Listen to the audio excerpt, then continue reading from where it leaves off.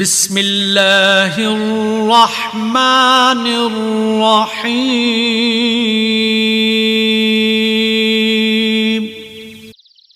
موت کے بارے میں ہم آپ کو اس ویڈیو میں بتائیں گے کہ موت کیا ہے اور یہ کس طرح آتی ہے، اور موت کے وقت انسان کو کتنی تکلیف ہوتی ہے، اور اچانک موت کس طرح ہوتی ہے۔ پوری ویڈیو رسول اللہ صلی اللہ علیہ وآلہ وسلم نے فرمایا کہ اچھی موت کی نشانی، موت کا ایک دم آنا افسوس کے لائق ہے کہ مرنے والا نہ کچھ کہہ سکے اور نہ کر سکے۔ آپ صلی اللہ علیہ وسلم کے زمانے میں کوئی آدمی بیٹھا ہوا ایک دم مر گیا تو کسی نے کہا کیا اچھی موت مرا ہے، نہ کوئی بیماری دیکھی اور نہ کچھ جان نکلنے کی تکلیف ہوئی۔ حضور صلی اللہ علیہ وآلہ وسلم کو جب اس کا یہ کہنا معلوم ہوا تو آپ صلی اللہ علیہ وآلہ وسلم نے اس آدمی سے فرمایا کہ تیرے پاس کیا ثبوت ہے کہ اچانک ایک دم مرنے سے اس کو تکلیف نہیں ہوتی۔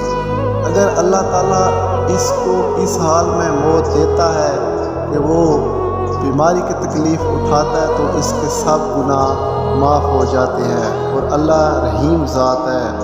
اللہ پاک کے سامنے سب سے بہترین عمل کیا ہے کہ حضرت عبداللہ بن مسعود رضی اللہ تعالیٰ نے ارشاد فرمایا کہ میں نے رسول اللہ صلی اللہ علیہ وآلہ وسلم سے پوچھا کون سا عمل اللہ کو سب سے زیادہ محبوب ہے؟ ارشاد فرمایا کہ وقت پر نماز پڑھا کرو۔ حضرت محمد صلی اللہ علیہ وآلہ وسلم نے فرمایا بندے کو قیامت کے دن جب اس کا اعمال نامہ دیا جائے گا تب اس میں ایسی نیکیاں لکھی ہوں گی جو اس نے کبھی نہیں کی ہوں گی۔ وہ پوچھے گا یا رب یہ نیکیاں کہاں سے آئیں؟ اللہ تعالیٰ ارشاد فرمائیں گے تیری بے خبری میں لوگوں نے تیری غیبت کی، یہ نیکیاں ان کی غیبت کرنے سے تجھے ملی ہے۔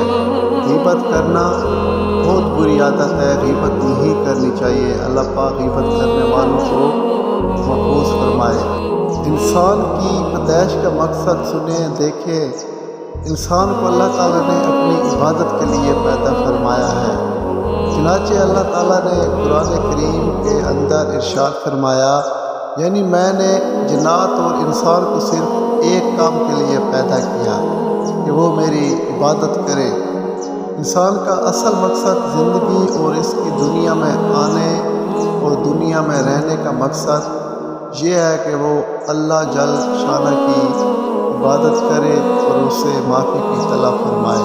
رسول اللہ صلی اللہ علیہ وآلہ وسلم نے فرمایا کہ انسان دو چیزوں سے نفرت کرتا ہے، ایک موت سے، دوسرا مال کی کمی سے۔ حالانکہ موت دنیا کے جھگڑوں سے نجات دلاتی ہے اور مال کی کمی مقام حساب کی تکلیف کو کم کرتی ہے۔ جتنا مال انسان کے پاس ہوگا، دولت ہوگی، انسان کو اتنی زیادہ پریشانیاں اور ٹینشنوں میں مبتلا رہے گا۔